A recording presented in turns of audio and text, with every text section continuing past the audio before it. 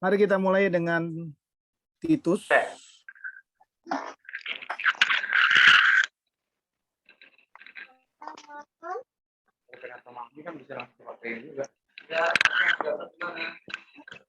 Ya, sekali lagi ya, kita mulai dengan Titus. Kita belajar dari kitab Titus ya.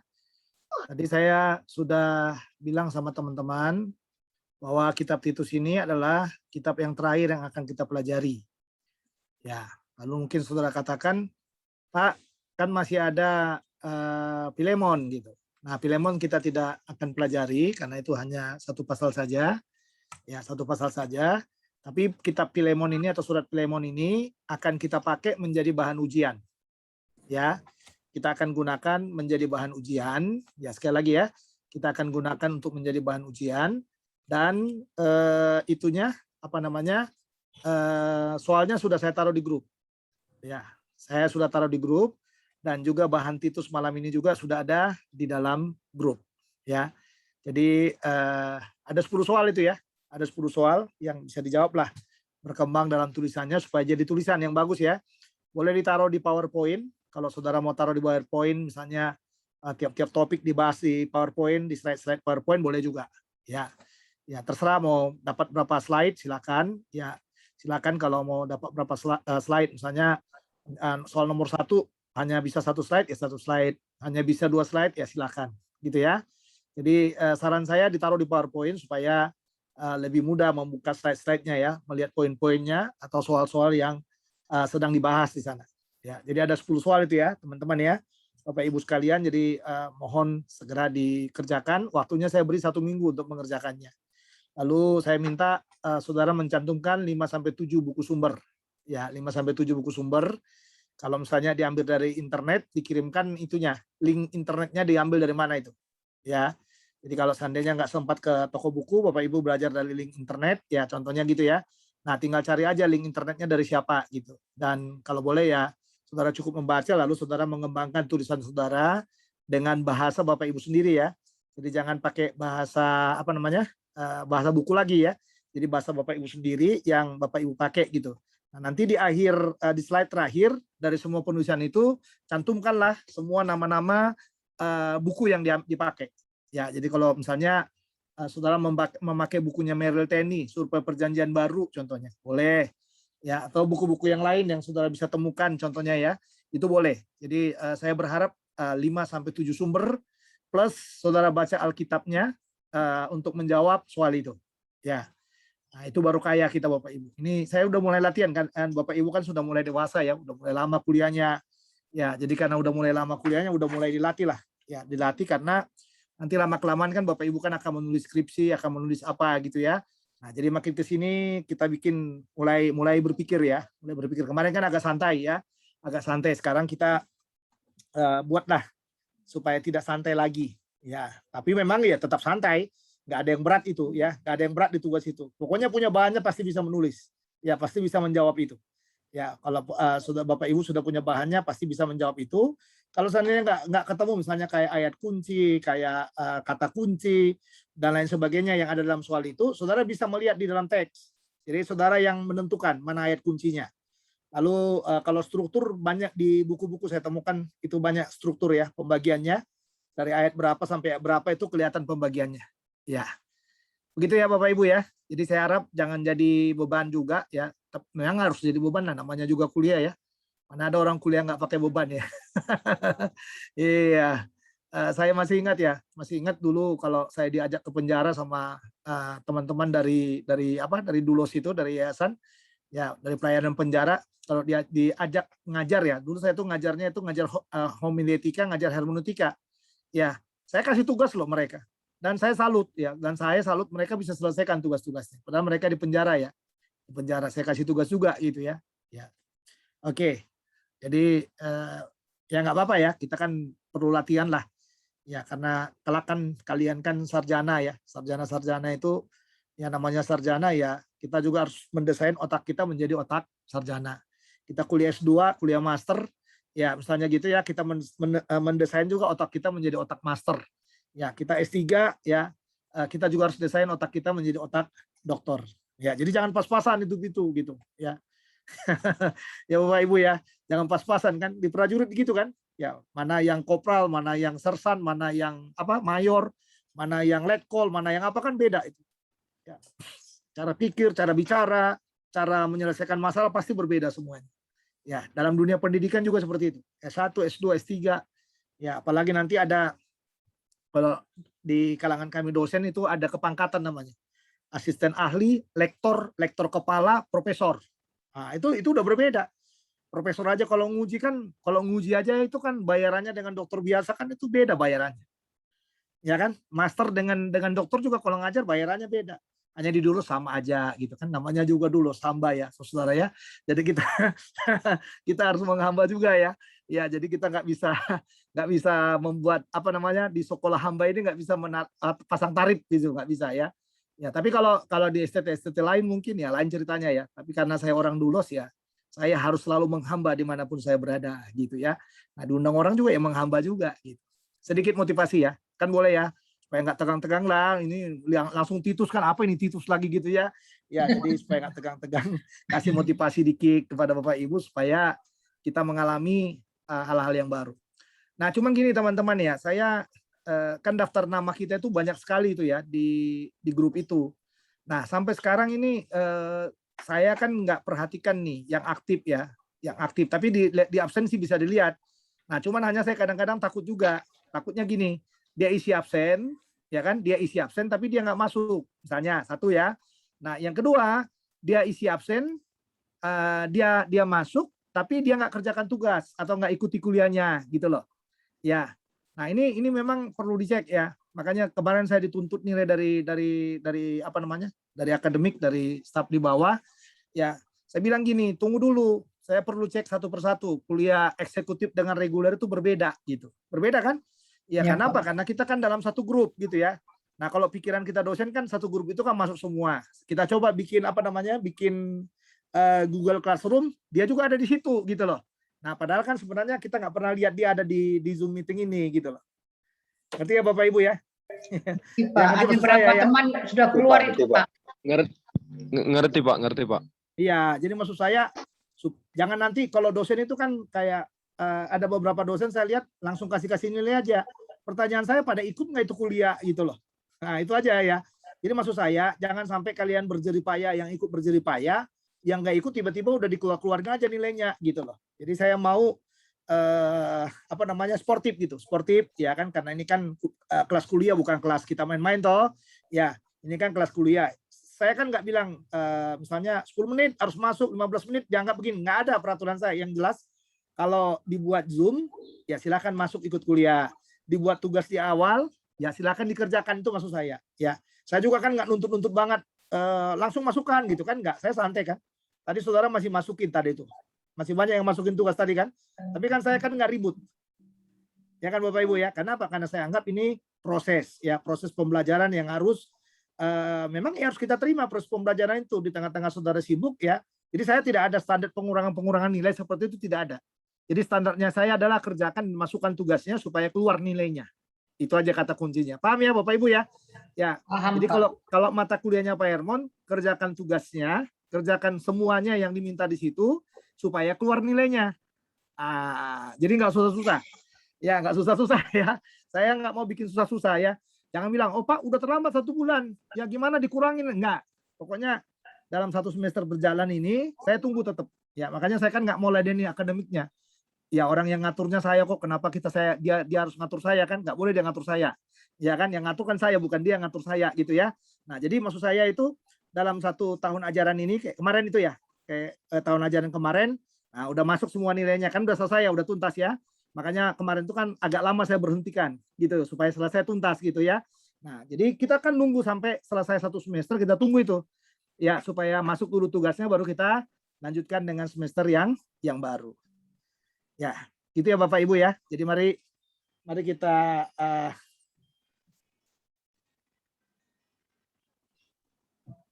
sorry lagi ngajar saya. Ya. Oke. Baik, gitu ya. Jadi mari kita mulai kelasnya. Ya.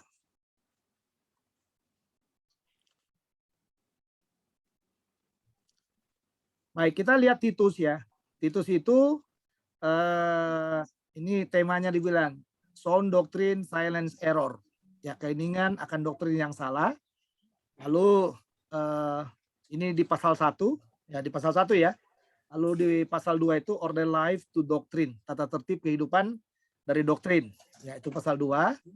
Lalu pasal 3 itu never shun good deeds, ya, tidak pernah menghindari perbuatan baik. Ya. Nah, mari kita lihat bagian-bagian yang mau kita lihat ini hanya lagu saja. Nah, coba ini dikatakan ada waktunya kuis buat kita. Kuis kecil, jawab aja ya dalam hati.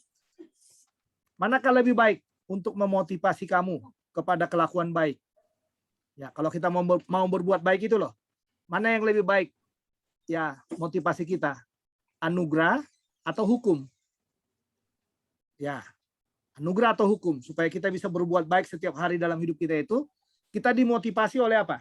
Oleh sebuah aturan atau hukum Taurat itu ya, hukum Taurat atau aturan, atau anugerah, kasih karunia.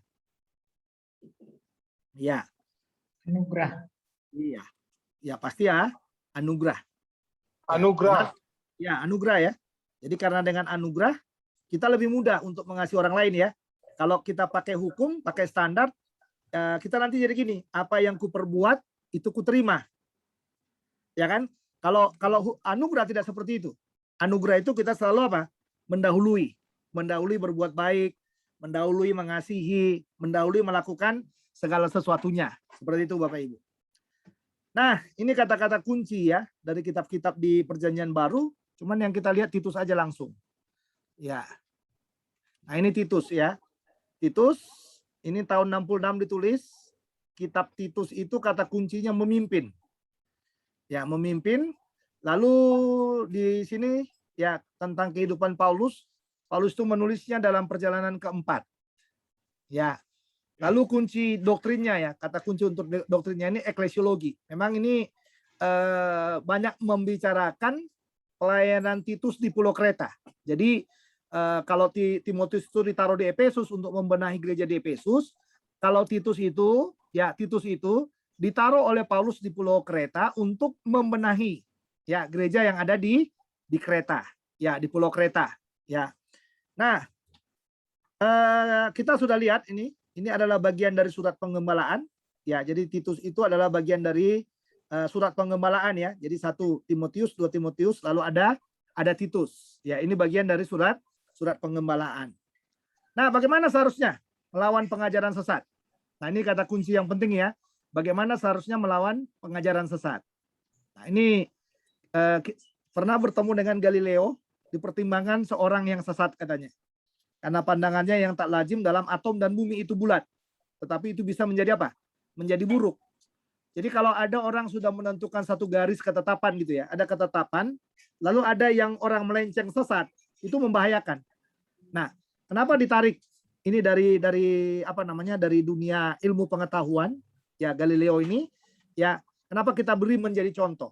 Ya, untuk menjelaskan kepada kita bahwa di dunia pendidikan umum pun, di dunia ilmu pengetahuan, teknologi, kalau ada kesesatan, itu biasanya membahayakan. Ya, sekali lagi ya, kalau ada kesesatan, itu biasanya membahayakan. Nah, jadi supaya tidak berbahaya, salah satu contoh, satu-satu jalannya adalah semuanya harus berjalan di garis atau di rel yang sudah ditetapkan. Oke. Nah, ini sama juga. Ya, bagaimana household we fight heresy. Nah, kita lihat ini ya. Ya, di sini ada definisi code. Saya nggak tahu apakah Bapak Ibu pernah membaca buku ini yang ditulis oleh Dan Brown. Ya. Atau lukisan ini. Ini lukisan Mona Lisa katanya. Dulu di kampung saya, di rumah saya, bapak saya suka banget menaruh lukisan ini. Karena bagi bapak saya ini wanita yang paling cantik menurut dia. Ya, menurut bapak saya, analisa bapak saya dulu ya, almarhum, ya dia taruh foto Mona Lisa dan foto perjamuan di rumah kami gitu ya, foto perjamuan ya. Nah, jadi menurut bapak saya ini salah satu foto yang cukup menarik ini. Ya, lukisan-lukisan yang ya mungkin pelukisnya, orang bertanya siapa pelukisnya, dan terus menjadi perdebatan juga ya. Nah, tapi dari bagian-bagian yang seperti inilah inspirasi dari Da Vinci Code menulis buku ini. Nah, sehingga kalau saudara melihat nih, ya Da Vinci Code ini, ya dia launching all the way to the bank. Tertawa selama jalan menuju bank. Karena dengan dia menulis buku ini, dia mendapat 260 juta US dollar itu. Ya, lalu 12 juta kopi terjual. Buku yang ini tadi. Tuh. Ada apa dalam buku ini, saudara? Sehingga menguntungkan bagi dia. Ini dia. Dalam buku ini diajarkan nih, siapakah ini Yohanes atau Maria? Jadi dia katakan, Brown mengatakan, Yohanes sebenarnya adalah Maria Magdalena, istri dari Tuhan Yesus Kristus. Nah, pokoknya kalau penghinaan itu cepat banget laku. Ya kan saudara ya? Pokoknya yang namanya buku, ya, pokoknya yang namanya buku penghinaan itu paling cepat lah lakunya. Nah, coba lihat di sini. Bagaimana Da Vinci hanya menggambarkan Yohanes dalam tipe Florentin sebagai pria muda yang cantik. Ya, dengan demikian nih saudara, kalau buku Da Vinci Code ini dibaca oleh kaum LGBT, ya LGBT dibaca oleh kaum LGBT, mereka nggak senang sekali. Karena mereka bisa menangkap dalam bagian ini bahwa wah, Tuhan Yesus saja pacaran sama laki-laki, istrinya laki-laki gitu. Nah, inilah kesesatan yang saya bilang itu ya. Itulah kesesatan itu. Oke. Lalu dikatakan lagi Maria Magdalena sebagai rekan ya, sebagai rekan sekaligus istri dari Kristus. Dan rekan, nah ini ada ayatnya, Maria Magdalena mengasihi dia lebih dari semua murid dan terbiasa mencium mulutnya. Ya, sisa dari murid, mereka berkata kepadanya, mengapa kamu mengasihi dia lebih daripada kita semua? Nah, ini dari Injil dari Filipus. Ini dari Gnostic New Testament Apokrypha. Ya, Apokrypha. Ya, ini dia. Ini dikutip dari situ. Nah, ini tulisannya ada ini, buktinya. Seperti ini ya, Bapak Ibu ya, ada bukti tulisannya. Oke. Oke, ini sedikit pengantar ya. Pengantar untuk kita bisa masuk ke persoalan yang ada di Pulau Kreta ini. Ya. Nah, di Titus ini terdengar mengatur perlawanan katanya. Jadi mengatur sesuai urutan, ya mengangkat penatua, mempraktekkan doktrin yang benar. Kenapa? Karena sedang muncul doktrin yang salah. Ya, doktrin yang salah. Nah, sehingga di dalam pasal 1 dijelaskan di sini penatua versus guru sesat. Nah, dia harus bisa mengatur di sini. Supaya apa? Supaya ada kebenaran kepada kesalahan dan juga penatua. Lalu mendoakan untuk beberapa grup. Ini pasal 2 ayat 1 sampai 10. Mengajar orang tua, wanita muda, pria muda, budak ini ya. Dia harus bisa, ya harus bisa mengajar supaya mereka bisa hidup dalam aturan yang baik. Lalu yang berikutnya dikatakan lagi anugerah memimpin kepada ketuhanan. Ini pasal 2 ayat 11 sampai pasal 3 ayat 15. Ini ada anugerah di sini. Ini ada orang yang terpelajar, memberi kuasa, memotivasi, melindungi. Lalu di sini ada konklusinya. Nah, ini ya, jadi nanti kalau di Filemon itu kalau Bapak Ibu bisa membuat seperti ini juga bagus nih. Ya, ini yang dibilang struktur ya, struktur. Ya, struktur kalau tadi lihat di situ di soalnya ya. Ini yang namanya struktur. Ya, jadi mungkin kalau membuat ujiannya bisa dicontoh model ya, model dari bahan-bahan yang sudah saya kirimkan. Ya. Ini ditulis dari Asia Kecil ke Kreta pada musim panas ya tahun 66 AD. Kata kuncinya apa? Mengatur. Nah, ini kata kuncinya. Sehingga ayat kuncinya Titus 3:8. Perkataan ini benar. Dan aku mau supaya engkau dengan yakin menguatkannya. Agar mereka yang sudah percaya kepada Allah sungguh-sungguh berusaha melakukan pekerjaan yang baik. Itulah yang baik dan berguna bagi manusia. Nah, ini dia Titus 3:8. Judulnya surat kepada Titus, prostiton. Ya, prostiton itu artinya kepada Titus. Ya, adalah satu dari 3 buku yang pada umumnya disebut di dalam surat apa? Pengembalaan. Setelah 1, 2 Timotius dan juga Titus. Ya, temanya hampir sama menurut saya. Ya, kalau Warren Wiersbe itu membuat tema yang sama, baik kepada Timotius, 1 Timotius, 2 Timotius dan Titus itu karena sama-sama surat pengembalaan ya, Warren Wiersbe memberi temanya adalah setia kepada Kristus. Ya, setia kepada Kristus. Nah, yang unik dalam menyebutkan kepada individu bukan gereja, yang merupakan tulisan Paulus yang terakhir. Nah, ini pengarangnya. Nah, nanti yang kayak gini yang saya bilang, yang di ujian kita itu ya untuk Titus ya. Untuk Filemon, sorry. Nah, ini untuk Titus bukti ekstrinsik, bukti dari luar. Ya, ada pengesahan kepada kepengarangan baik Paulin sebagai surat Paulin lainnya kecuali Roma dan 1 Korintus. Ya. Lalu bukti intrinsiknya. Surat itu menyatakan kepengarangan bahwa Paulus ya, dalam Titus 1 ayat 1 dan mengandung tipe karakter dari Paulin dalam tulisan-tulisan itu. Ya, sehingga dia yang menjadi apa? Dia yang menjadi penulisnya. Nah, ini tanggalnya. Ya, ini tadi yang saya minta bukti-bukti itu seperti ini ya.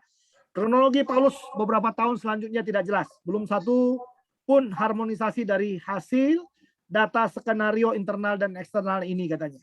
Ya.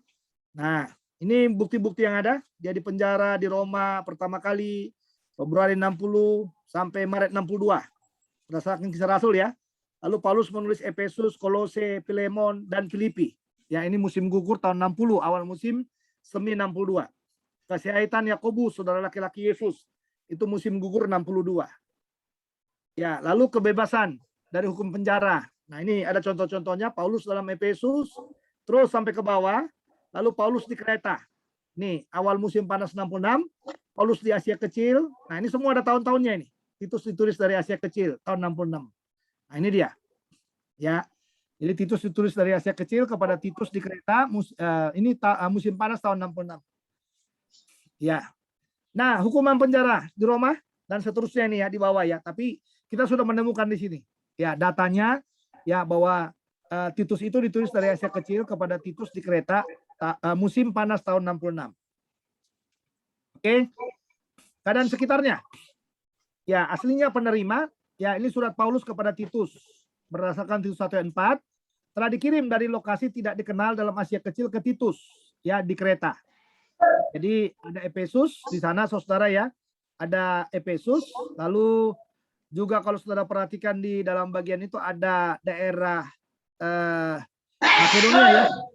Ya.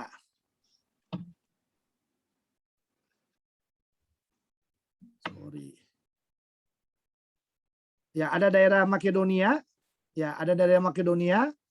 Kita perhatikan di sana ya, daerah Makedonia. Ya, Makedonia dan Korintus telah didalilkan katanya. Tetapi lokasi dari komposisi tidak berubah interpretasinya, ya atau penafsirannya. Nah, peristiwanya dari hukuman penjara Paulus yang pertama dan kedua di Roma, dia dan Titus berkeliling bersama ke Kreta.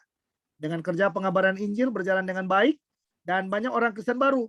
Jadi Paulus meninggalkan Titus untuk mengatur penganut baru ke dalam gereja lokal, lalu pindah ke pelayanan lain.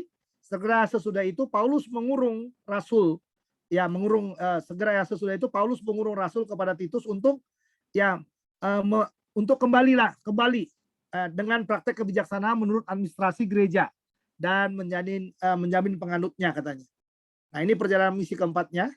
Ya, jadi kalau saudara lihat nih, ya, jadi Paulus juga menghasilkan penghargaan akan daya tahan kesabaran setelah 7 kali dibuang ke dalam tahanan, memaksa untuk melarikan diri dan lempari batu. Setelah khotbah di timur dan barat, dia seharusnya menghasilkan reputasi termasyur untuk imannya, mengajar kebenaran kepada seluruh dunia dan datang kepada ekstrim daripada barat, ya, dan menderita martir di bawah apa yang sudah dilakukan. Karena itu dia dilepaskan dari dunia ini dan pergi ke tempat kudus membuktikan dirinya, contoh yang menyolok akan kesabaran. Ini 1 Klemen 5, ini tulisan dari Klemen ya.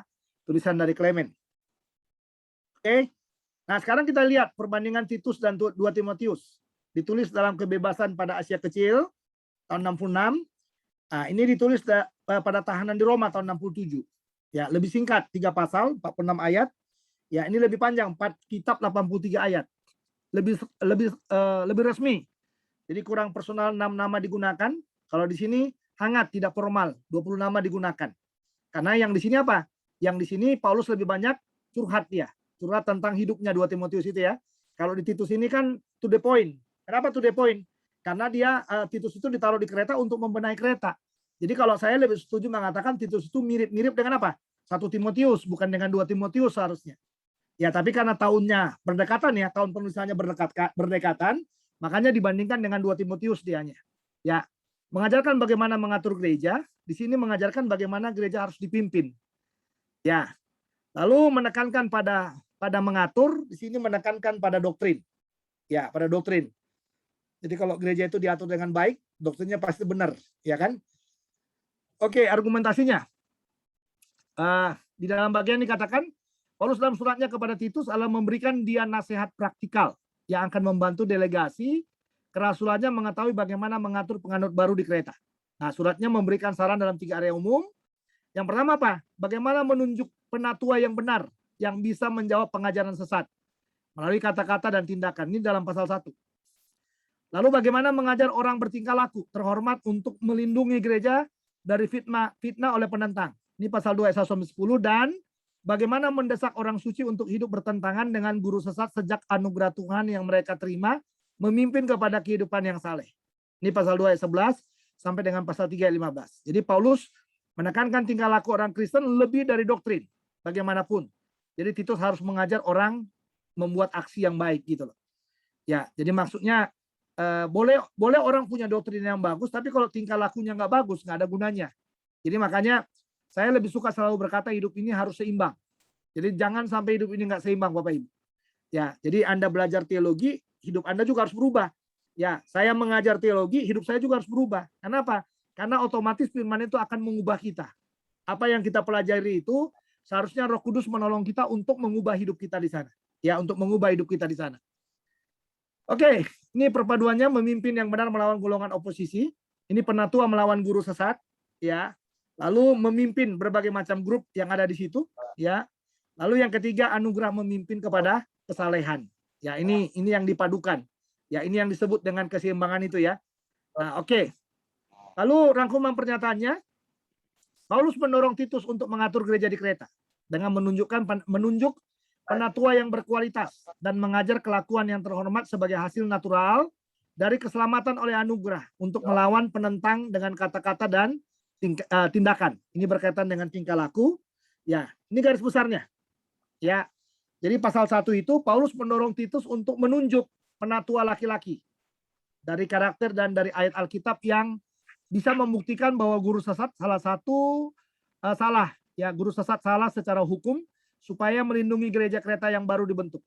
Lalu pasal 2, Paulus mendorongnya Titus untuk mengajar tingkah laku beberapa grup yang sesuai dengan doktrin sehingga musuh dari orang-orang Kreta tidak bisa memfitnah gereja atau firman Tuhan. Makanya orang muda, bagaimana orang muda hidup, wanita muda, laki-laki bagaimana harusnya hidup. Ya, ini pasal 2 ayat 1-10.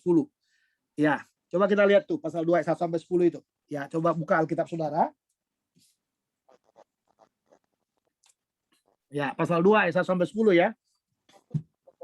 Titus 2. Ya, kita lihat Titus 2 ayat 1-10. Ya, coba kita lihat saudara ya. Tetapi engkau beritakanlah apa yang sesuai dengan ajaran yang sehat, laki-laki yang tua. Nah, lihat bawah ini ya. Laki-laki yang tua, hendaklah hidup sederhana, terhormat, bijaksana, sehat dalam iman, dalam kasih, dan dalam ketekunan. Ini laki-laki tua. Jadi kalau dibilang laki-laki tua itu, mungkin usianya sudah sekitar 70 ke atas lah. Itu laki-laki tua ya, di zaman itu. Demikian juga perempuan-perempuan yang tua, hampir sama dengan laki-laki tua tadi. Ya, hendaklah mereka hidup sebagai orang-orang beribadah, jangan memfitnah, jangan menjadi hamba anggur, tetapi cakap mengajarkan hal-hal yang baik. Dan dengan demikian mendidik perempuan-perempuan muda mengasihi suami dan anak-anaknya. Hidup bijaksana dan suci. Wah, ini banyak banget nih kepada perempuan tua ya. Ya, hidup bijaksana dan suci, rajin mengatur rumah tangganya, baik hati dan taat kepada suaminya, agar firman Allah jangan dihujat orang. Oke. Lalu ayat 6. Demikian juga orang-orang muda, nasihatilah mereka supaya mereka menguasai diri dalam segala hal. Dan jadikanlah dirimu sendiri suatu teladan dan berbuat baik. Hendaklah engkau jujur dan bersungguh-sungguh dalam pengajaranmu. Sehat dan tidak bercela dalam pemberitaanmu. Sehingga lawanmu menjadi malu. Ya, karena tidak ada hal-hal buruk yang dapat mereka sebarkan tentang kita. Hamba-hamba hendaklah taat kepada tuannya dalam segala hal dan berkenan kepada mereka. Janganlah membantah. Jangan curang. Tetapi hendaklah selalu tulus dan setia, supaya dengan demikian mereka dalam segala hal memuliakan ajaran juru selamat kita. Jadi kalau saya melihat saudara, pasal 2 ayat 1-10 ini menjadi standar nih, ya, supaya tidak terjadi kesesatan ya, tidak terjadi kesesatan atau bagaimana cara melawan orang yang sudah ada di dalam di dalam kesesatan itu. satu-satunya cara ya seperti itu. Ya, jadi menunjukkan kehidupan pribadi yang sesungguhnya itu bagaimana standar. Nah, lalu pasal 2:11 Paulus menegaskan bahwa anugerah Tuhan memimpin kepada kesalehan untuk mengingatkan Titus bahwa instruksinya dalam surat cocok dengan tingkah laku dan lain sebagainya. Ya, dan lain sebagainya. Nah, kalau dalam pasal 1 ini Paulus mendorong Titus untuk menunjukkan penatua laki-laki. Nah, ini hampir sama ya. Kalau saudara lihat di dalam bagian ini hampir sama dengan di 1 Timotius itu. Ya. Jadi coba lihat ayat 5 itu. Aku telah meninggalkan engkau di Kreta dengan maksud ini, supaya engkau mengatur apa yang masih perlu diatur, dan supaya engkau menetapkan penatua-penatua di setiap kota, seperti yang telah kupesankan kepadamu. Berarti kalau dibilang penatua-penatua di setiap Kreta, berarti di pulau Kreta itu sangat banyak gereja mungkin. Makanya dibilang penatua-penatua di setiap kota. Ya. Oke. Lalu apa lagi yang dikatakan? Yakni orang-orang yang tak bercacat, yang mempunyai hanya satu istri, yang anak-anaknya hidup beriman dan tidak dapat dituduh karena hidup tidak senonoh atau hidup tidak tertib. Sebab sebagai pengatur rumah Allah, seorang pendidik jemaat harus tidak bercacat. Ya, tidak bercacat, tidak angkuh, bukan pemberang. Ya, bukan pemberang. Ya.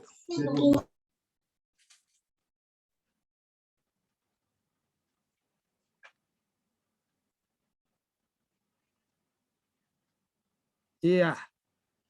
Jadi bukan pemberang dikatakan sana ya, bukan pemberang. Lalu apa lagi, saudara? Ya, sebab sebagai pengatur rumah Allah, seorang pendidik jemaat harus tidak bercacat, tidak angkuh, bukan pemberang, bukan peminum, bukan pemarah, tidak serakah, melainkan suka memberi tumpangan, suka akan yang baik, bijaksana, adil, ya, saleh, dan menguasai diri. Ya, dan berpegang kepada perkataan yang benar, yang sesuai dengan ajaran yang sehat, supaya ia sanggup menasihati orang berdasarkan ajaran itu. Karena sudah banyak orang hidup tidak tertib, ya, hidup tidak tertib, terutama di antara mereka yang berpegang pada hukum sunat dengan omongan yang sia-sia. Mereka menyesatkan pikiran. Orang-orang semacam itu harus ditutup mulutnya, karena mereka mengacau banyak keluarga dengan mengajarkan yang tidak untuk mendapatkan untung yang memalukan. Seorang dari kalangan mereka, nabi mereka sendiri, pernah berkata, dasar orang Kreta pembohong, binatang buas, pelahap yang malas. Kesaksian itu benar, karena itu tegurlah mereka dengan tegas, supaya mereka menjadi sehat, dikatakan ya, supaya mereka menjadi sehat, ya, dan tidak lagi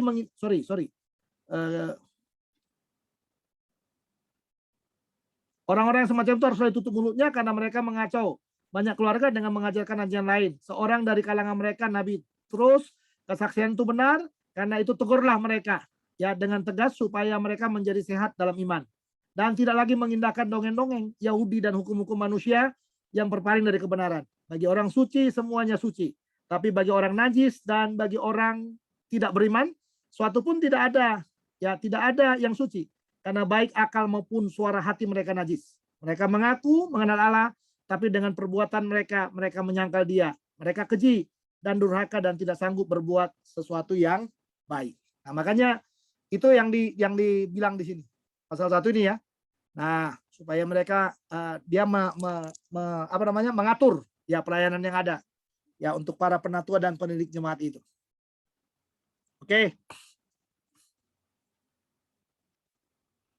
Ini aplikasinya. Anugerah Tuhan harus terlihat di tingkah laku yang benar. Apakah tingkah lakumu baik? Nah, ini dia. Lalu karena kamu takut akan hukuman Tuhan atau motivasi eksternal hukuman atau bagaimana itu? Kalau kita membuat tingkah laku yang baik. Lalu karena kamu mencintai Dia, ya, dengan respon dari anugerahnya. Nah, ini hanya bisa dibaca saja. Ini bicara ringkasan gereja dengan pemerintah, ya, baik keuskupan, struktur dan lain sebagainya. Ya, ini hanya tambahan saja. Ya, masalah baptisan juga ada di sini. Saudara tinggal bisa baca, ya, dengan baik. Ya. Ini masalah baptis percik, baptis selam dan lain sebagainya. Semua dicatat dalam bagian ini. Oke, saya rasa cukup ya untuk Titus ini. Ya, selebihnya saudara tinggal melihat di bahan yang sudah saya kirim. Ya, itu hanya perbandingan-perbandingan ya. Ya, masalah kepemimpinan gereja dan juga masalah baptisan. Ya, mana yang model keuskupan, model presbiterian dan lain sebagainya. Oke, Silakan kalau ada yang mau ditanyakan, silakan ditanyakan. Tapi kalau nggak ada yang mau ditanyakan, ya kita akhiri. Ya.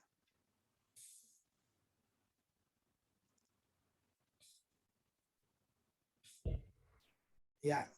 Jadi kesimpulan apa yang kita tangkap dari Titus? Sederhana ya. Jadi kalau kita pemimpin gereja, kita harus belajar membenahi gereja. Ya. Membenahi gereja sesuai dengan apa? Dengan standar yang ada. Ya. Gereja yang tidak dibenahi dengan baik, itu akan mudah diserang oleh doktrin yang nggak benar.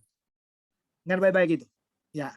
Atau gereja yang tidak punya doktrin yang baik, itu akan menjadi bulan-bulanannya apa? Pengajaran sesat.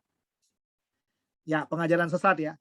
Wah, sekarang kan sangat banyak sekali muncul itu pengajaran-pengajaran sesat yang kalau kita nggak hati-hati ya, itu banyak sekali muncul itu di gereja-gereja sekarang.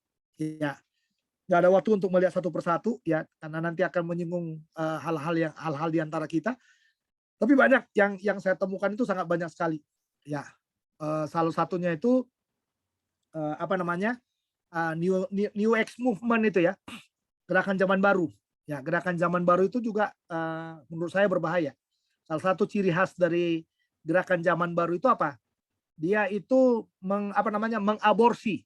Ya, aborsinya kebenaran Alkitab, lalu dia mengadopsi manajemen sekuler dimasukkan ke dalam gereja. Ya, jadi sementara kalau sudah melihat orang sekuler ya, itu sebenarnya dia banyak sekali mengadopsi kebenaran Alkitab dibawa ke dalam dunia bisnis.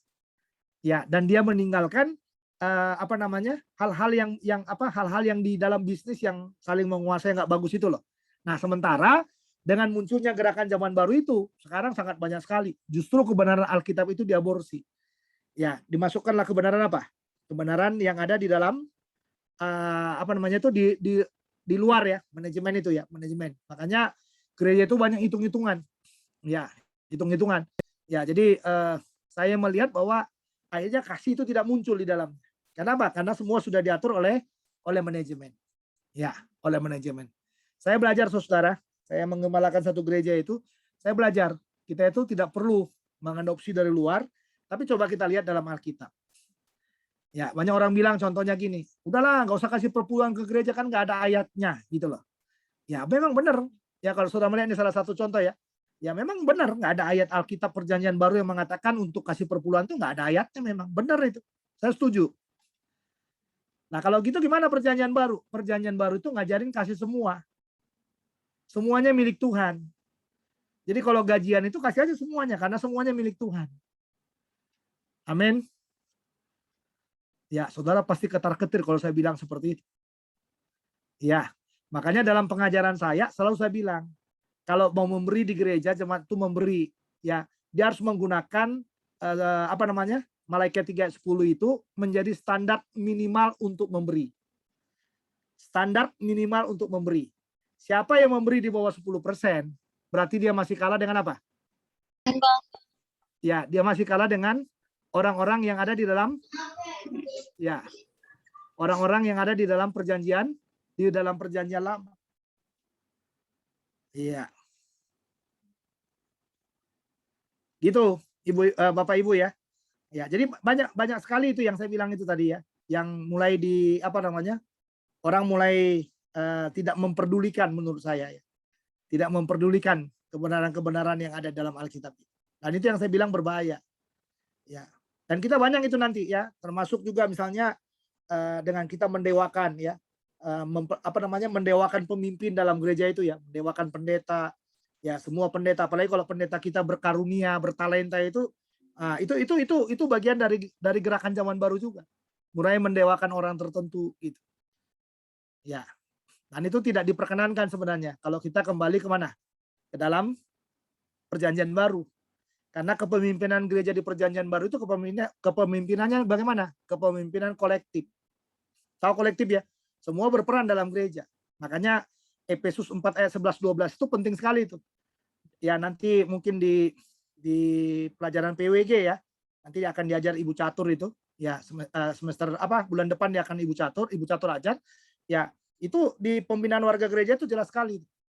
Ya, dicatat kepada kita bahwa ialah yang memberikan baik rasul-rasul, nabi-nabi yang 5 jawatan itu loh. Kata kuncinya untuk memperlengkapi ya orang-orang kudus dalam pelayanannya. Jadi seharusnya orang-orang kudus yang diberdayakan dalam pelayanan. Jadi kalau datang hamba Tuhan yang berkarunia rasul, yang berkarunia pengajar, yang berkarunia nabi, yang berkarunia apapun, dia nggak boleh jadi sentral di situ. Dia hanya memperlengkapi yang kurang di situ. Nah, di gereja sekarang kan udah langsung dewakan kan, apalagi punya karunia kesembuhan. Apalagi punya karunia penglihatan, udah jadi dukun dia terus. Saya pernah saudara diundang satu gereja. Ini fakta ini, saya diundang satu gereja, saya khotbah. Lalu ada pendoa syafatnya. Lalu setelah selesai berkhotbah seperti itu, ya, lalu ditanya saudara. Ditanya sama siapa? Ditanya sama koordinator ibadah itu kepada si pendoa itu. Tadi lihat apa? Lihat apa? Apa kata Tuhan? Ya, kamu lihat apa? Katanya gitu. Saya ngelihat dari atas sampai bawah perempuan yang ditanya itu ya. Perempuan itu lugu, dandanannya dandanan dunia banget, ya, tampilannya tampilan dunia banget. Lalu ditanya tentang apa kata Tuhan dalam ibadah. Gimana saudara saya yang belajar teologi yang nggak langsung kayak gini ya? Otakmu langsung sableng itu saudara itu. Iya kan? Karena itu tadi Titus pasal 2, benar nggak yang dibilang Titus pasal 2 itu? Benar. Kalau kita nggak dibarengin dengan tingkah laku saudara, lalu kita tanya-tanya orang itu aneh menurut saya. Ya, tapi di gerakan zaman baru, wah itu berlaku sekali. Makanya gerakan zaman baru itu selalu mengkultuskan seseorang, dikultuskan itu. Ya, dikultuskan. Jadi kalau orang itu kita lihat udah hebat, kuat, itu dikultuskan dia. Dan itu yang saya bilang selalu berbahaya kalau kita sudah mulai mengkultuskan seseorang. Jadi nggak boleh mengkultuskan seseorang. Ya, makanya harus kita contoh perjanjian baru itu pelayanan kolektif namanya, kepemimpinan kolektif. Ya, jadi harus kolektif. Dan saya membiasakan seperti itu di gereja. Kalau saya datang ke gereja pun saya nggak banyak bicara. Ya, apa yang masih kurang saya lengkapi. Apa yang nggak bisa mereka jawab saya jawab, gitu loh. Nah, itu namanya memperlengkapi. Jangan sampai orang sentral kepada kita, salah. Ya, jadi kita harus saling. Ya, saling itu ya. Saling. Jadi Kristus yang harus di tengah-tengah kita. Jadi Kristus yang ada di tengah-tengah kita itu Kristus yang harus di tengah-tengah kita, dan kita ini hanya mengerjakan apa yang dikatakan Kristus kepada kita. Nah, tapi kalau di gerakan zaman baru enggak, pendeta yang tengah-tengah. Full power dia, saudara.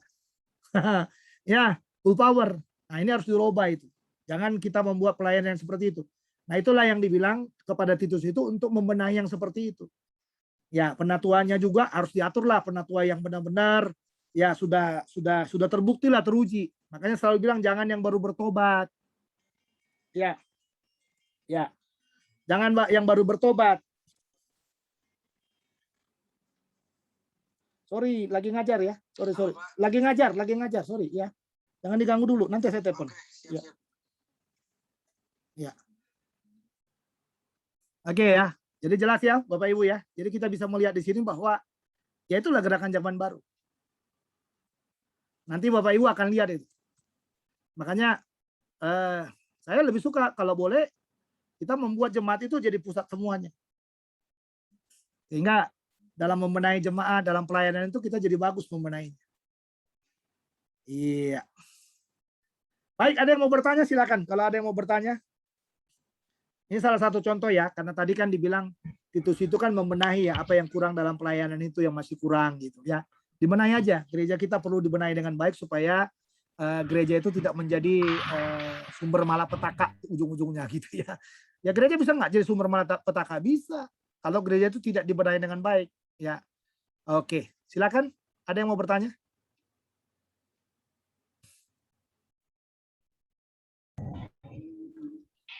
Pak, Shalom Ya. Pak, mau bertanya Pak. Ya Pak Binsar. Ya baik, terima kasih Pak untuk materi hari ini cukup membuka pikiran kembali Pak. Satu pertanyaan Pak terkait pelayanan atau karunia ya. Jadi di beberapa acara ataupun itu KKR, bahwa ada seorang hamba Tuhan memang memiliki karunia gitu ya, memiliki karunia misalnya kesembuhan di KKR besar, dan itu memang cukup membuat perhatian ya, atau menjadi pusat perhatian bagi banyak orang gitu. Ya, artinya bahwa dia punya karunia kesembuhan dan dia punya gereja. ketika dia tidak masuk dalam sebuah gereja, seolah-olah jemaat itu kehilangan kekuatan gitu Pak. Artinya bermuara kepada hamba Tuhan yang tadi yang memiliki karunia, Iya. dan itu tidak disertakan kepada atau ketika dialihkan atau diganti ke pelayan yang lain, seolah-olah bahwa ibadah itu tidak seolah-olah tidak diurapi gitu. Nah ini seperti Bapak bilang tadi, bagaimana Pak? Karena banyak hal yang terjadi atau banyak KKR, banyak pengajaran, banyak gereja yang memang bermuara seperti itu. Kira-kira gimana Pak Hermon? Terima kasih Pak. Ya, memang gitu ya. KKR itu memang kadang-kadang kita lihat jadi mengkultuskan sebenarnya. Karena kadang, apalagi kalau KKR itu diakhiri dengan kesembuhan-kesembuhan ya. Ya, kesembuhan-kesembuhan, mujizat yang lumpuh dan lain sebagainya. Kalau saya sih gini Pak. Tapi sekarang kan kita lihat hilang juga ya. KKR kan udah hilang juga sekarang ya.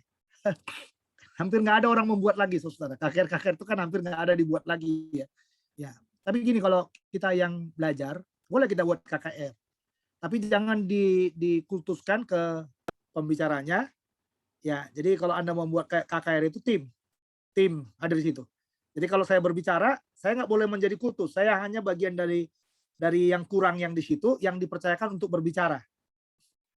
Ya, itu satu. Yang kedua, kalau saya punya karunia, misalnya ya, kalau saya punya karunia, saya nggak boleh menjadi dikultuskan karunia saya itu. Ya, ngerti maksudnya ya? Jadi misalnya kalau saya punya karunia kesembuhan, datang ke Pak Hermon tuh. Pak Hermon punya karunia kesembuhan, biar didoakan sama Pak Hermon. Jangan. Jadi semua tim itu harus bisa. Karena saya yakin gini Pak, ini pengalaman saya dulu dengan Pak Ruyandi kalau nggak salah ya. Pak Ruyandi. Kita pernah diundang oleh apa itu? Oleh orang tua ya, ABC Group yang undang kita waktu itu kalau saya nggak salah. Ya.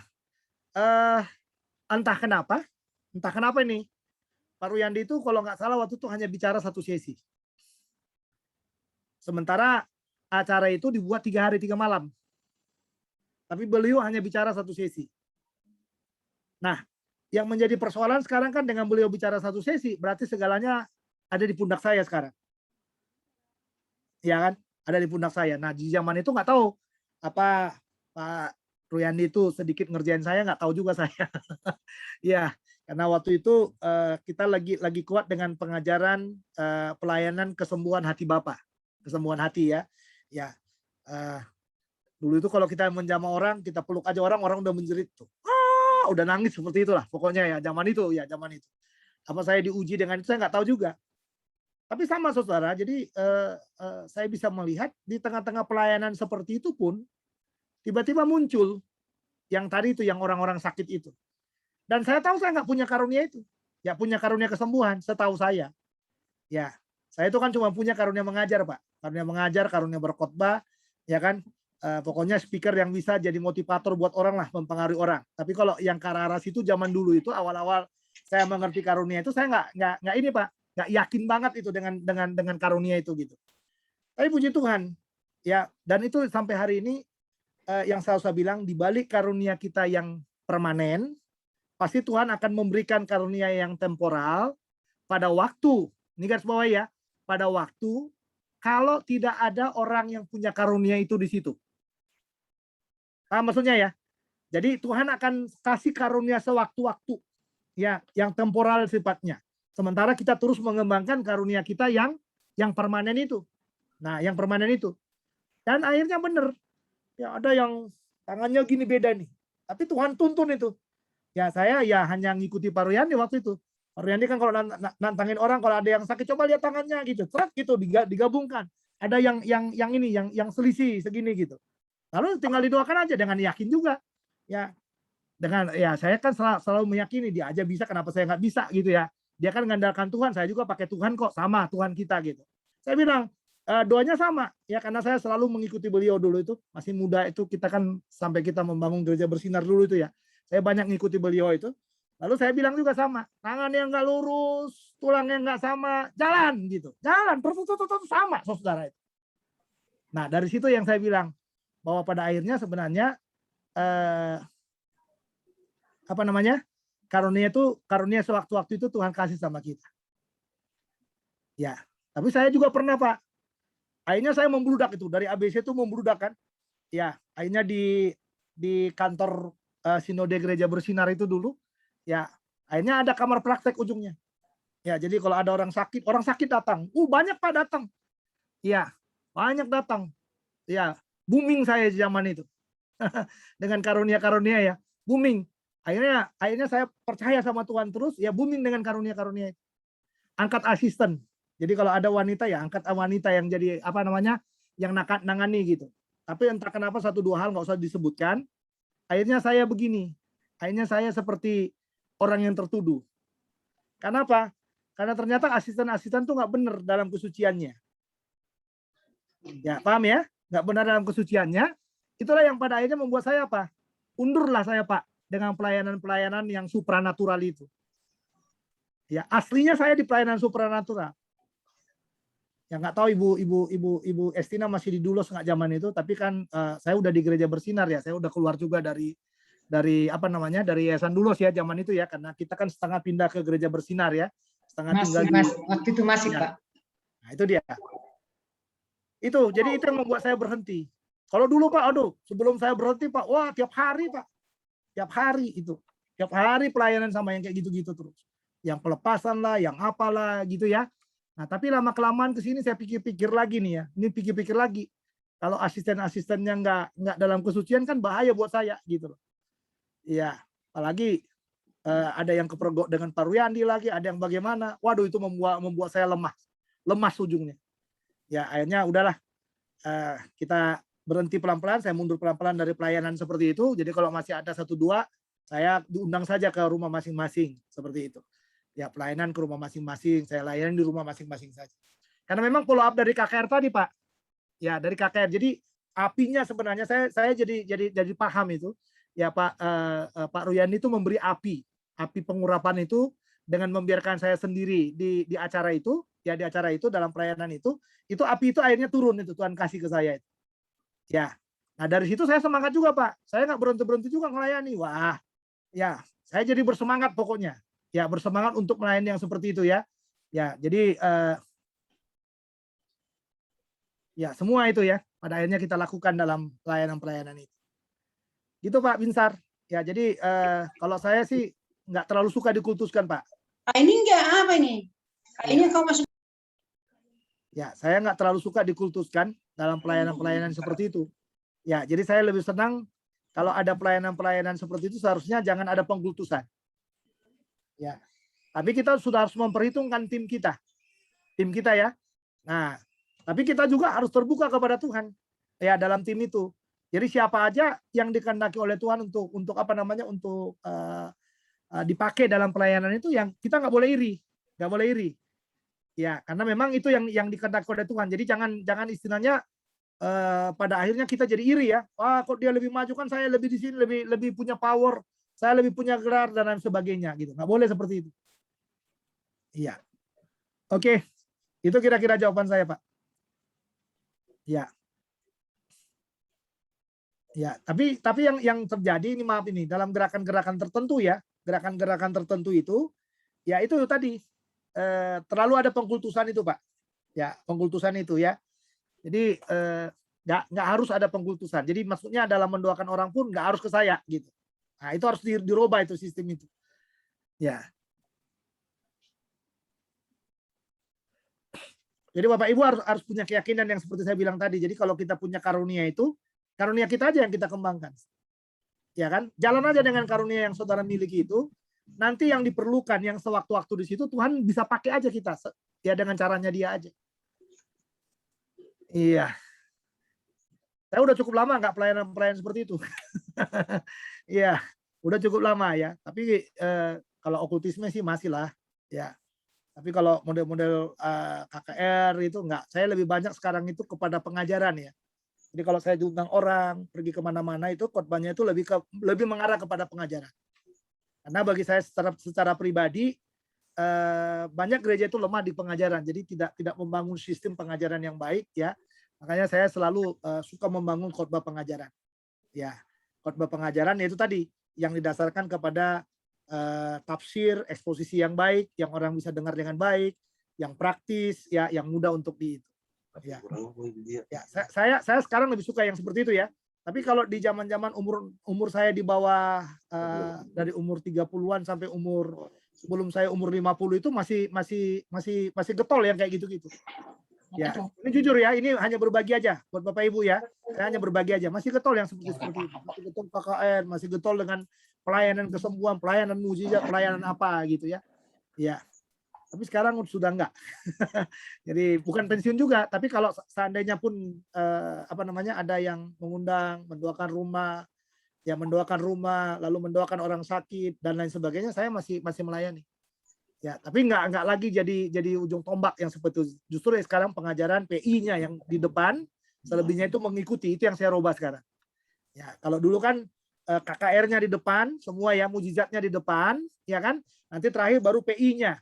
PI dan pengajarannya di belakang gitu. Kalau sekarang enggak, saya udah balik sekarang.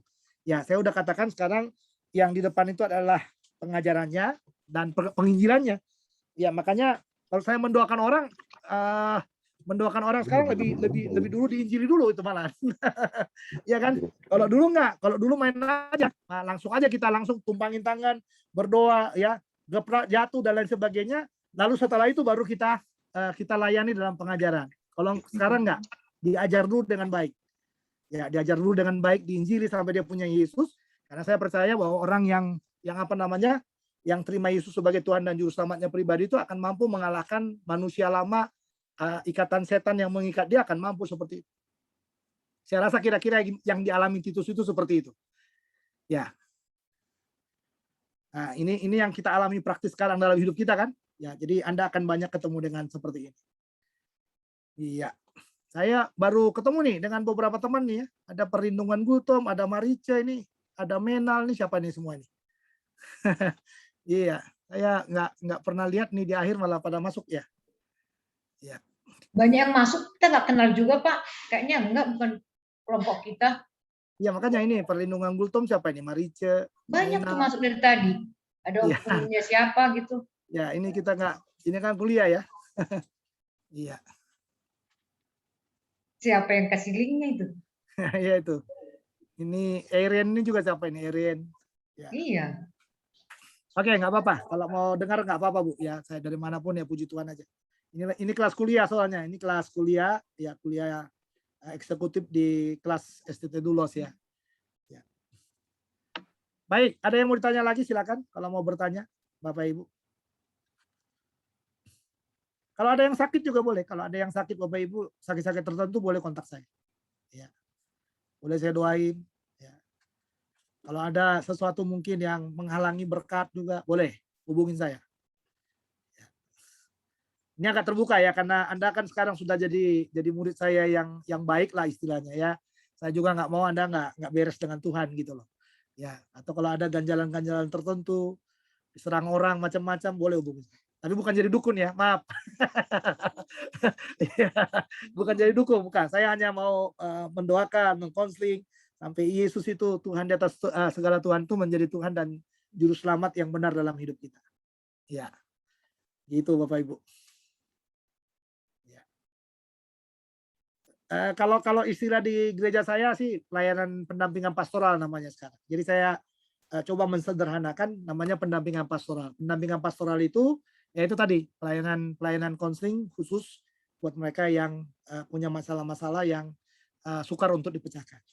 Ya, jadi dengan pelayanan-pelayanan seperti itu mungkin sedikit menolong ya, sedikit menolong supaya kita ini mulai bisa berkembang dengan baik. Ya.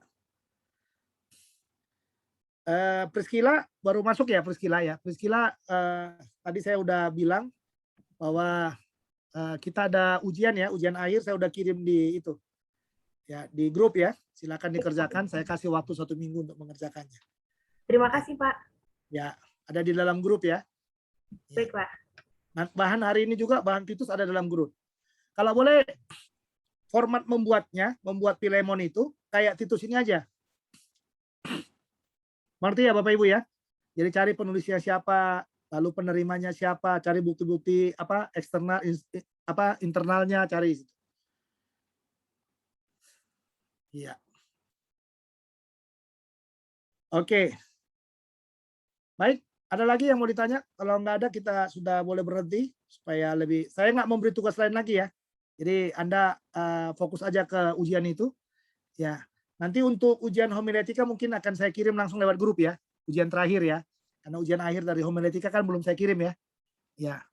Apa khotbah minggu ini aja kali yang saya kirim ya. Karena khotbah minggu ini asik juga itu. Ya, asik juga ya. Saya mau berkhotbah tentang perempuan Syro-Venesia. Wah, itu dia. Ya, yang datang minta tolong sama Yesus menyembuhkan anaknya yang kerasukan setan. Ah, nggak baik kata Yesus. Ya, memperhatikan yang lain. Ya, lebih bagus ke anak-anak dulu. Lalu dia jawab, ya nggak apa-apa juga sih katanya gitu. Anak-anak juga menjatuhkan makanannya dan anjing pun makan dari situ katanya. Wah, itu meleleh saya melihatnya tadi dalam mempersiapkannya ya. Ya, saya melihatnya luar biasa ya. Imannya orang itu luar biasa. Kalau orang mengejar Yesus itu luar biasa iman. Ya, kita kadang-kadang kita dalam Yesus saja iman kita nggak sebesar itu tuh. Ya, rasa malu itu kan luar biasa itu kan saudara ya. Rasa malunya harus dipikul itu. Karena Yesus sudah bilang kan nggak baik memberi makan kepada yang bukan anak-anak. Maksudnya nggak baik ngurusin orang yang bukan Israel. Kamu kan nggak Israel gitu loh. Gitu. Tapi dia jawab dengan bagus juga. Dengan Alkitabiah juga dia jawab. Ya, anjing pun makan dari remah-remah anak-anak yang jatuh dari mejanya. Wah, itu kalimat yang sangat luar biasa. Ya. Besok pagi saya rekaman buat itu. Ya, rekaman jam 7 sudah di YouTube jam 7. Ya. Karena harus dibagi ke jemaat ya. Jam 7 harus dibagi ke jemaat. Makanya taruh di YouTube. Berserta dengan liturginya udah dibagi. Jam 7 pokoknya udah dibagi ke gereja. Ya, makanya sifatnya selalu saya bikin umum supaya semuanya bisa mendengar dengan baik. Ya, Bapak Ibu rajin-rajin ya, jadi supaya terlatih mendengarkan khotbah ekspositori itu gitu loh. Jadi nanti kalau praktek 2 minggu lagi itu waktu kita belajar homiletika 2 itu Bapak Ibu praktek, nah nggak sulit lagi. Ya udah terbiasa mendengar kan. Semakin banyak kita mendengar, semakin kita mudah untuk mengkhotbahkan. Ya kan? Priscila juga kan Priscila juga kalau nggak salah kan pengkhotbah juga ya Priscila ya. Amin. Ya, Priscila itu pengkhotbah juga setahu saya gitu. Tapi kan mungkin selama ini masih modelnya yang praktis ya. Nah, sekarang udah dengan khotbah ekspositori yang terikat gitu loh. Ya, saya memang belum ambil hermeneutika. Kalau seandainya udah ambil hermeneutika lebih kuat lagi gitu. Tapi nggak apa-apa. Ya, percayalah nanti suatu ketika akan terbangun dengan rapi semuanya. Ya. Oke, sampai di sini ya, teman-teman. Sehat semua. Ya, nanti segera ya diselesaikan. Kalau saya udah tuntas ya, saya udah tuntas materinya, baik homiletika maupun tafsir PB3 saya tuntas materinya. Jadi tinggal saudara mengerjakan ujian untuk tafsir PB3 udah ada soalnya. Nanti untuk tafsir untuk homiletika 1 saya kirimkan mungkin hari Senin.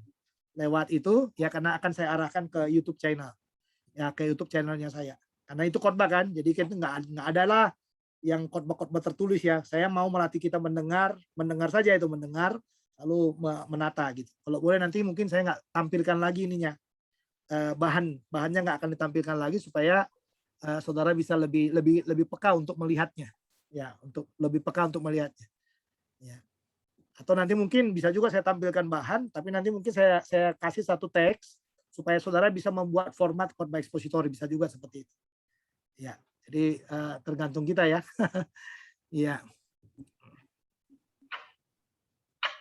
Baik, ya, saya rasa cukup sampai di sini. Terima kasih buat perhatian saudara. Ya, mungkin kesaksian satu orang mungkin bagaimana berkat yang didapatkan selama perkuliahan ini, silakan.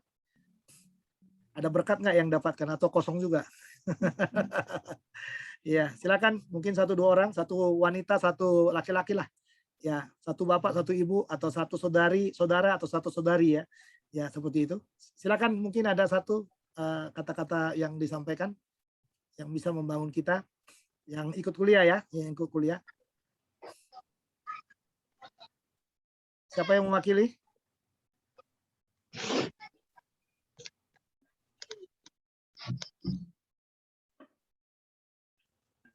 Ya, saya mungkin duluan ya, Pak.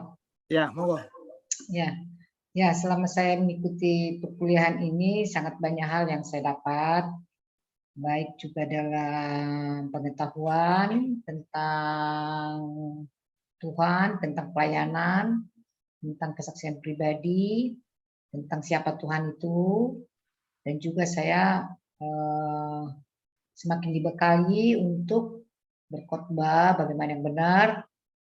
Jadi masih terus belajar untuk pertama diri sendiri ya, baru yang kedua bisa berbagi untuk teman, gereja, untuk jemaat, dan sangat bersyukur di usia yang tidak muda lagi bisa masih dapat pelajaran. Ya, ini anugerah dari Tuhan.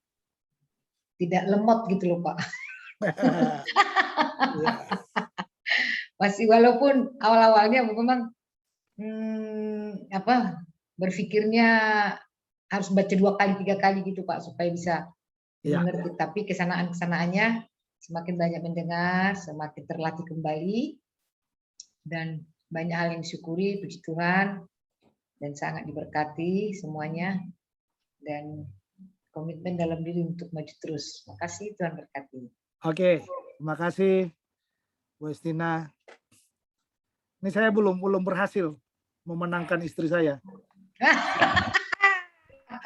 Istri saya itu saya dorong supaya ikut kelas ini gitu loh, tapi masih nggak mau gitu. Ya, jadi istri saya kan bukan orang teologi juga ya, tapi memang banyak mendengar pengajaran dari saya saja. Tapi secara khusus duduk di kelas itu istri saya belum duduk di kelas. Jadi sebenarnya saya dorong supaya bisa ikut dalam perkuliahan ini, karena ini kan online tidak mengganggu aktivitasnya lah. Jam 5 sampai jam 9 malam kan udah pasti di rumah, nggak mungkin nggak di rumah gitu ya. Ya, jadi vaksin juga kan pasti berlalu ya. Dia pegiat vaksin. Pegiat COVID itu ya, maksudnya kampanye-kampanye ya. Pegiat Dawis juga gitu, karena saya aktif di RW, jadi otomatis juga dia jadi aktif juga gitu ya. Tapi itu saya belum berhasil memenangkan istri saya harus jujur itu ya. Ya, supaya terlibat. Saya banyak kali memotivasi orang masuk ikut gitu loh ya, tapi saya nggak berhasil memenangkan istri saya. Nanti ada waktunya. Ya, mungkin belum waktunya ya, belum waktunya. Bukan nggak berhasil, nanti waktunya akan tiba gitu. Betul. Ya, apa? Ya, seperti itu ya. Ya. Karena memang ini sangat praktis loh. Ya, ini akan kita lanjutkan. Jadi 1000 kali nanti sudah terjadi tatap muka, kita nggak akan tatap muka, kita tetap akan mainkan kelas online. Betul, Karena Pak. kelas online ini nggak bisa dihalangin pemerintah lagi. Ya, kenapa saya bilang nggak bisa dihalangin pemerintah? Karena kan sudah digunakan ya, sudah digunakan gitu loh. Sudah terbukti bisa berhasil untuk digunakan. Ya, jadi kita akan tetap melakukan itu. Jadi supaya mendorong orang-orang. Ya ini kayak si Priscilla ini kan kuliah di Universitas Negeri Malang. Ya kan? Ini mahasiswa negeri loh. Tapi dia masuk gitu. Ya, dia masuk untuk membenahi dirinya gitu, memperlengkapi diri. Memperlengkapi diri itu penting, Bapak Ibu ya. Ya, jadi banyak sekali kayak anak saya itu juga gitu kan, udah pelayanan di apa itu? Apa itu kalau kampus punya itu? Apa? Iya, PMK. Anak saya itu PMK, tokonya PMK di Universitas 11 Maret tuh anak saya. Ya. Tapi dulu saya pernah diundang juga latihan berkhotbah itu di SMA berapa itu? SMA 31 ya. Waktu dia masih pengurus Rokris itu. Ya, saya ada berapa hari di situ ngelatih mereka itu untuk khotbah gitu. Ya. Tapi kalau disuruh sekolah teologi kayak gini, nggak ada yang mau. Ya, nggak ada yang mau ya. Jadi saya kadang-kadang mikir juga ya, wah ini memang saya hanya bisa memotivasi orang untuk masuk, tapi keluarganya belum masuk itu. Tapi saya senang suatu ketika kalau mereka masuk semua, karena saya juga membangun gereja yang cukup terbuka menurut saya. Ya, jadi gereja yang tidak mengkultuskan ke saya juga, gitu ya. Saya sangat senang itu. Jadi saya nggak terlalu suka dikultuskan kalau dalam gereja ya.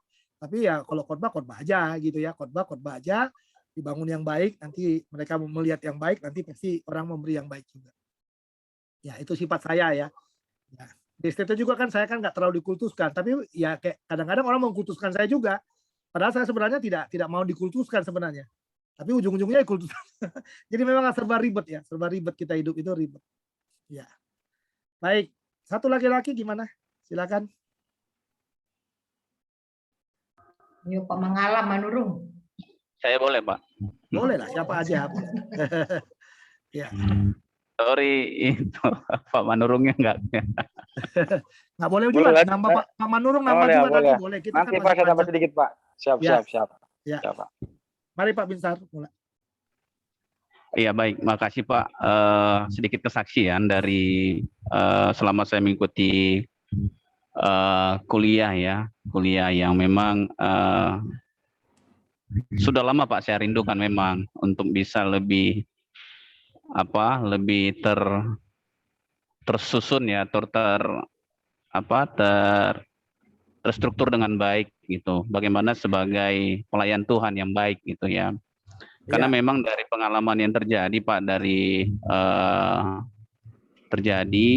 banyak orang memang hanya sebagai pelayan saja. Ya itu pun tidak artinya tidak melemahkan semangat mereka gitu. Tetapi ada satu memang panggilan yang memang harus diperlengkapi dengan baik gitu. Sehingga ketika kita melayani ada hal-hal yang memang kita persiapkan. Jadi ada persiapan terkait kesiapan diri, kesiapan iman, kesiapan mental maupun kesiapan pengetahuan dalam hal-hal firman Tuhan. Jadi saya senang gitu bisa bergabung, bisa kuliah di STT Dulos, dan beberapa hampir sebulan lebih ini Pak saya mendapat pengajaran-pengajaran yang baik, yang ternyata sebagai seorang pelayan Tuhan itu nggak cukup hanya sekedar tahu firman gitu ya, tetapi ada hal-hal strategi yang memang kita persiapkan bagaimana firman itu bisa sampai kepada banyak orang. Artinya bagaimana cara kita memberikan firman itu kepada orang supaya bisa diterima dengan baik. Ada strategi, ada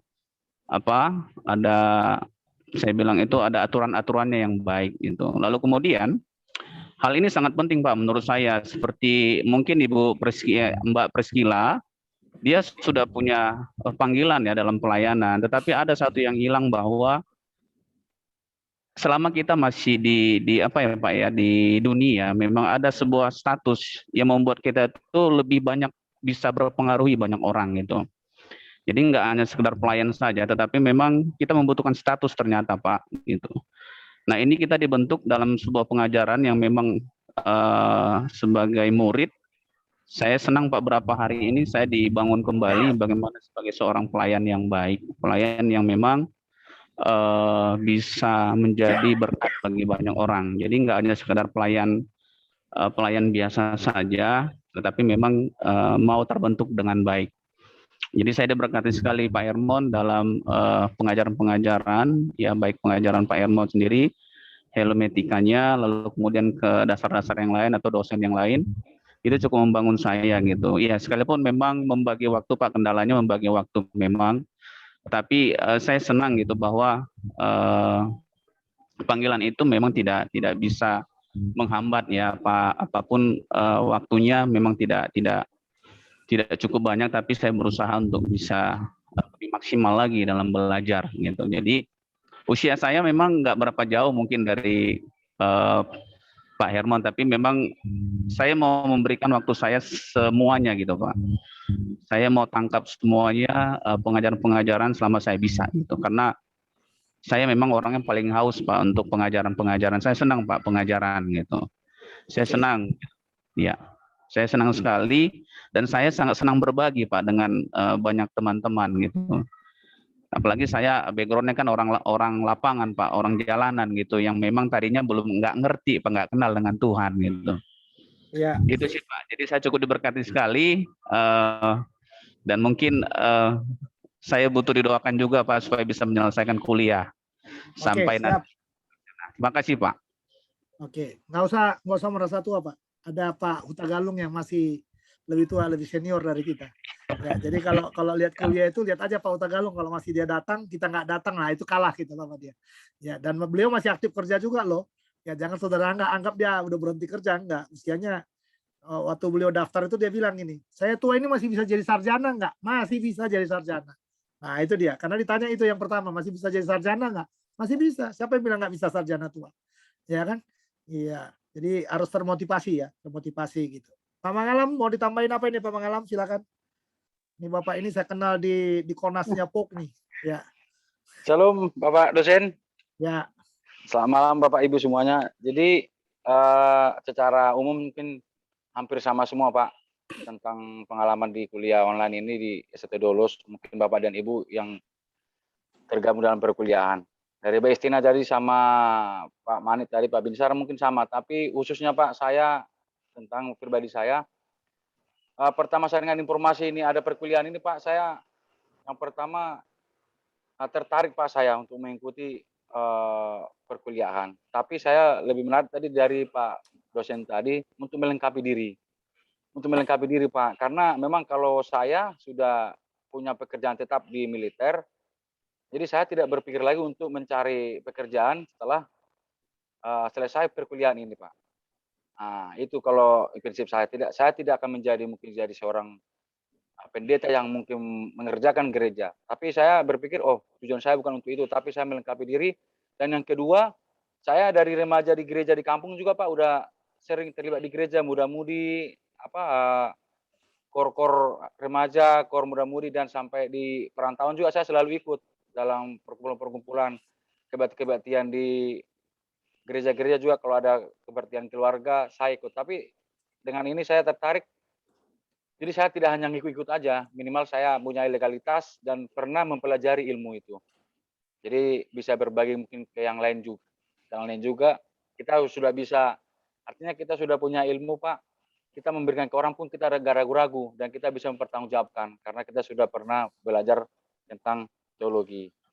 Jadi itu Pak, jadi pengalaman saya, dan mohon maaf Pak mungkin, dan awal pun saya sampaikan sama Pak Gembala kami sebagai dosen juga, Pak Eliezer, Pak apa nanti gak jadi teguran dari Bapak dosen suatu saat, di saat kita dinas, kita tidak bisa mengikuti perkuliahan. Karena kalau kita meninggalkan pekerjaan, kita ikuti kuliah, nanti berbeda persepsi nanti dari pimpinan. Jadi kita harus tetap ikuti perkuliahan, tapi tidak bisa meninggalkan pekerjaan yang sudah harus kita jalani. Apalagi di tentara ini, jam kerjanya kan tidak nentu Pak, 28 jam, mungkin 24 jam, kapan kita harus siap. Nah demikian Pak, jadi saya merasa terberkati, dan ini ya mohon didoakan Pak buat saya juga, agar bisa menyelesaikan perkuliahan ini. Khusus Pak untuk 2023 batalion kami, rencana tahun depan kami Pak mau melaksanakan penugasan ke Papua selama 1 tahun. oh, Siap. Jadi mungkin awal tahun Januari kami sudah mulai sibuk dalam penyiapan pemberangkatan tugas. Kami tugas Satgas Papua bulan 6. Dan dalam hati saya juga berpikir, wah saya punya modal separuh, walaupun separuh belum penuh, akan saya bawa ke Papua, mungkin nanti saya bisa ketemu gereja di sana, mungkin yang bisa akan saya mungkin membantu pelayanan. Ya. Mudah-mudahan nanti di sana ada sinyal, mungkin saya apabila kekurangan mungkin apa, saya minta petunjuk sama Bapak dosen, atau mungkin senior mungkin yang lain di perkuliahan. Dan itu Pak kerinduan saya, oh mungkin rencana, mudah-mudahan rencana Tuhan saya untuk berangkat Papua bisa membantu pelayanan di sana. Apalagi saya dengan informasi di Papua, pelayanan, kekurangan buku-buku, segala macam. Jadi mudah-mudahan dengan ini nanti saya bisa mempunyai bekal untuk berangkat ke sana. Di samping saya melaksanakan penugasan Pamtas, saya bisa misi pelayanan juga di sana Pak. Terima kasih Pak. Oke, terima kasih Pak Mengalam. Siap Pak. Terima kasih. Baik, ya jangan diputus kuliahnya kalau ke Papua juga. Jadi tinggal sinyal aja terus, nggak usah buka kamera, tutup aja. Pokoknya kita tahu tugas dikerjakan, semua dikerjakan. Nggak usah bingung kayak gitu. Selama sinyal masih dapat, pasti masih bisa kerja. Nggak mungkin nggak bisa. Walaupun nggak bisa diikuti, masih ada Google Classroom yang mungkin seminggu sekali bisa dibuka gitu loh. Jadi jangan putus maksud saya ya. Jadi harus sampai selesai semuanya. Siap. Baik. Ya, yang muda deh, yang terakhir nih, yang muda, Priscilla gimana? Yang muda. Ya. Shalom Bapak Ibu semua. Shalom. Ya, bersyukur. Ini anak ini kalau dibilang ini bisa jadi cucu saya juga, karena ini anaknya sahabat saya. Jadi sebenarnya Pak D-nya yang satu angkatan sama saya, mamanya itu adik kelas saya. Dan mungkin bisa adik kelas saya agak jauh juga gitu ya. Berapa tahun? 2 apa? Ya mungkin saya udah lulus dulu atau bagaimana, saya nggak tahu juga. Saya agak lupa ya. Apa saya udah lulus dulu baru, tapi kayaknya masih sempat ketemu di kampus. Nah, tapi Pak D-nya dia satu angkatan sama saya. Sekarang ketua STT Eklesia ini Pak D-nya di Solo. Ya, itu satu angkatan saya, satu curhatan dari dulu. Satu ledek-ledekan sama Pak D-nya dia. Oke, silakan Priscilla. Baik. Saya merasa bersyukur banget ya Pak, karena bisa kuliah di 2 kampus. Nah, kenapa sih harus 2 kayak gitu? Karena saya kan yang satunya lagi itu psikologi. Psikologi itu emang bentar. Jadi dari awal aja ya Pak, saya tuh emang punya visi misi gimana caranya walaupun masih muda ini bisa lebih produktif gitu Pak. Karena kan kadang banyak petuah-petuah yang mengatakan bahwa selagi masih muda, kenapa nggak melakukan hal-hal yang emang benar-benar penting dan produktif gitu loh. Daripada nanti kalau misalnya udah ketika tua, itu nggak menyesal. Kadang kan banyak orang yang yang udah tua, wah kenapa dulu nggak kayak gini gitu. Saya nggak mau seperti itu. Jadi saya memang punya visi misi dari awal gimana caranya ketika muda ini bisa berguna bagi banyak orang seperti itu. Lalu kenapa harus teologi? Nah, karena kan kalau psikologi itu untuk memang punya keinginan untuk membantu orang-orang gitu, terutama dalam kondisi psikisnya, karena banyak orang yang sekarang banyak yang kena penyakit mental gitu, kadang juga nyampe depresi. Nah, pokoknya tuh jangan sampai mereka seperti itu gitu. Nah, ditambah emang masuk di teologi ini anugerah Tuhan juga ya, Pak, karena Tuhan yang memberikan peluang gitu. Selain saya bisa melayani banyak orang di psikologi, saya juga bisa melayani Tuhan gitu di teologi ini. Nah, jadi benar yang dikatakan Bu Estina, terus tadi Pak Binsar dan Pak Mangalam, bahwa kita itu di sini diperlengkapi gitu oleh Tuhan. Harusnya kita memang harus bersyukur gitu. Kalau bisa, saya berpesan kepada Bapak Ibu semua, semoga kita lulus bareng gitu. Jadi tengah jalan. Saya juga berharap banget, walaupun saya masih Amin. juga. Saya kuliah di 2 tempat, ya saya minta doanya juga Bapak-Bapak, Ibu-Ibu, karena saya sudah mulai kuliah dan banyak tugas juga, rata-rata tugas kelompok. Semoga bisa nyampe akhir. Seperti itu, Pak. Terima kasih. Ya, puji Tuhan ya. Kalaupun nanti ada tatap muka, kuliah ini masih dari jam 5 sore sampai jam 9 malam, jadi masih bisa tetap ditempuh. Karena setahu saya kuliah-kuliah sekuler itu kan sampai jam 4 udah kelar semua itu. Ya, nggak ada yang kuliah lagi. Karena saya tahu anak saya waktu kuliah di UNS juga, ya karena sekarang udah nggak kuliah ya. Nggak kuliah karena dia sedang persiapan untuk penelitian skripsi ya Oktober nih. Jadi dia sekarang sedang KKN dan menyelesaikan tugas akhir nanti ya. Jadi kalau mata kuliah dia udah habis ya. Kecuali anak saya yang di Airlangga itu masih semester 5 ya, masih semester 5. Anak saya di negeri semua. Itu berkat pendeta itu. Ya, nggak ada anak saya yang di swasta itu ya. Ya. Pak Hermon anaknya berapa, Pak? Anaknya 4. Wow. Ya. Jadi 2 kuliah, 1 SMA ini di SMA 31 kelas 11. Nah, satu lagi yang ini nih, sini. Yang ini satu lagi yang kecil nih, kelas 3 SD yang suka datang. Ya. Tiba-tiba si Dede ada lagi. Iya, ini kelas 3 SD itu. Ya. Ya kira-kira gitu. Jadi memang kami melatih diri ya. Khususnya saya secara pribadi melatih diri itu memang dari dulu ya. Dari mulai saya lulus itu dunia saya itu dunia mengajar dan paling senang dengan mengajar. Ya. Jadi Pak Eliaser itu pendetanya Pak Mangalam itu sahabat saya dari awal itu. Siap. Nah, saya dipindah ke Jakarta, ya saya nggak bisa lupakan dia karena saya lama tinggal dengan dia. Ya, nebeng tinggal di rumahnya dia karena dari Jogja ke Jakarta. Jadi saya cukup depresi waktu itu karena depresinya apa? Perubahan hidup yang cukup cukup berbeda sekali gitu ya. Karena di Jogja dengan gaji segini kita udah bahagia banget. Lalu tiba-tiba kita masuk ke Yayasan Dulos itu, di Pemuritan dulu itu, ya gajinya itu jauh lebih kecil dari di Jogja. Jauh lebih kecil dari di Jogja. Gimana kita nggak stres susah. Ya sempat tinggal di asrama dengan Pak Roma Siombing waktu itu ya. Dari situ akhirnya Pak Aster ngajak ke, udah kamu di rumah saya aja, bareng aja di rumah katanya. Udah. Jadilah kita selalu ribut di rumahnya Pak Aster. Ya. Karena dulu kita sama-sama belum menikah gitu ya. Jadi kita itu tiap hari makan Indomie tiap malam. Lomba makan Indomie. Makanya badannya jadi nggak karuan semua itu badannya ya. Nah, lomba makan Indomie semua. Ya, Indominya nggak ini lagi nggak karuan ya. Jadi kalau masak Indomie itu sekali masak 4-5 gitu, dimakan berdua. Ya, saya dengan Pak Aser itu ya nanti. Waduh, itu ngeri sekali. Nah, Pak Aser itu kakak kelas saya. Dia udah lulus dulu baru saya masuk. Ya, jadi Saya nggak sempat kenal di kampus, tapi saya kenal beliau itu di Dulos. Ya, dan itu kakak kelas saya. Ya, kakak kelas saya di STII. Ya, ya di STII sama dengan itu mamanya si Priscila juga dari STII. Ya, Pak D-nya juga dari STII. Jadi kita ini orang-orang STI Yogyakarta ini semuanya.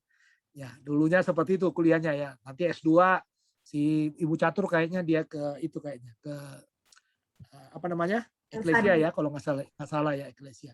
Lagi kita urus NID-nya dari Ibu Catur itu. Ya. Nanti mungkin bulan depan saudara akan bertemu dengan beliau dan si Priscila juga akan diajar mamanya sendiri, nggak tahu nanti gimana perasaannya. Ya, oke, seperti itu ya teman-teman. Saya bahagia dengan kalian dan jangan pernah putus asa dalam belajar ini.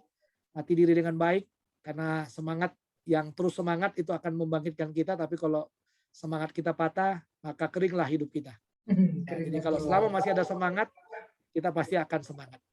Ya, kita berdoa ya. Ya, Pak. Oke, kita berdoa. Mari kita berdoa. Bapa dalam sorga, terima kasih hari ini. Kami boleh bersama-sama dalam kelas ini, Hamba memberkati mereka semuanya. Yang ikut kuliah, yang di satuan militer, dan juga saudara-saudara kami yang di sipil, dan juga saudara-saudara kami yang ambil bagian untuk memperlengkapi diri dalam pelayanan. Hamba berdoa dalam nama Yesus. Kiranya kasih karunia hikmat yang daripada Tuhan turun di atasnya. Memberi kepintaran, hikmat, kebijaksanaan. Menerobos kemanapun Tuhan akan bawa mereka. Masuk ke dalam satuan-satuan dan terus akan menjadi naik dan naik.